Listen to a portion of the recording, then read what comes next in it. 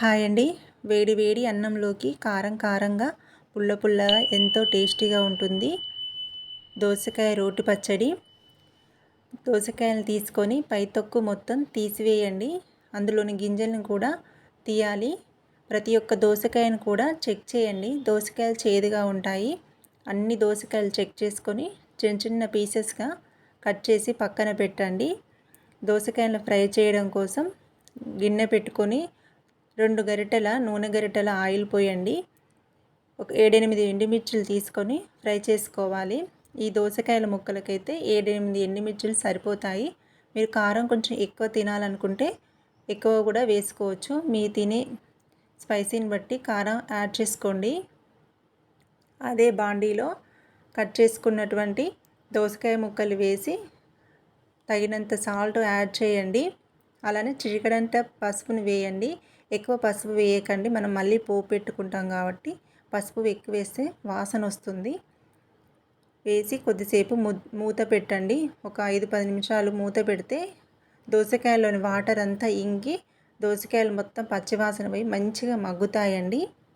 మగ్గిన తర్వాత మూత పెట్టుకొని అవి చల్లారనివ్వాలి. ముందుగా ఫ్రై చేసుకున్నటువంటి ఎండుమిర్చిని రోట్లో వేసి మెత్తగా నూరుకోవాలి. చూసారు కదా, ఇలా మెత్తగా మంచిగా నూరుకోండి. నూరుకున్నటువంటి ఎండుమిర్చి పౌడర్ని పక్కన పెట్టి అదే రోటిలో చల్లారినటువంటి దోసకాయ ముక్కల్ని వేసి కచ్చా పచ్చాగా దంచుకోండి. ముక్కలు కచ్చా పచ్చాగా ఉంటేనే కమ్మగా ఉంటుందండి. మరీ మెత్తగా నూరితే వాటర్ అనేది ఎక్కువ వచ్చి పచ్చడి నీళ్ళు అస్సలే బాగోదండి. ఇలానే కచ్చా పచ్చాగా ఉంటేనే పంట కింద వేసుకున్నప్పుడు చక్కగా పుల్ల పుల్లగా తగులుతూ బాగుంటుంది. కారాన్ని దోసకాయ ముక్కల్ని రెండింటిని కలుపుకొని ఒకసారి మళ్ళీ దంచుకోవాలి. అప్పుడే కారం అనేది దోసకాయలకు మంచిగా పట్టుతుంది.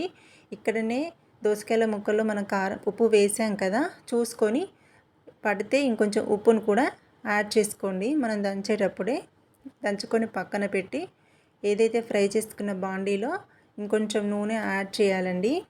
నూనె యాడ్ చేసి పోపు దినుసులు వేసుకోండి. ఆవాలు, జీలకర్ర, ఎండుమిర్చి, కలిమాకు ఉంటే కలిమాకు, కచ్చాపచ్చా దంచుకున్న వెల్లిపాయను మాత్రం కొంచెం ఎక్కువనే వేసుకోండి, చాలా కమ్మగా ఉంటుంది.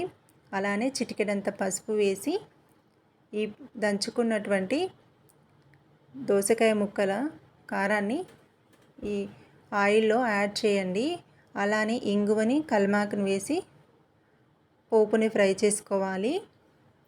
మనం ముందుగా దంచిపెట్టుకున్నటువంటి దోసకాయ ముక్కలు, కారం ఈ పోపులో వేసి మంచిగా మిక్స్ చేసి కలపండి. ప్లీజ్ ఈ రెసిపీ మీకు నచ్చినట్లయితే తప్పకుండా సబ్స్క్రైబ్ చేయండి, షేర్ చేయండి, మీరు కూడా ప్రిపేర్ చేసుకోండి. అలానే కామెంట్ కూడా చేయండి.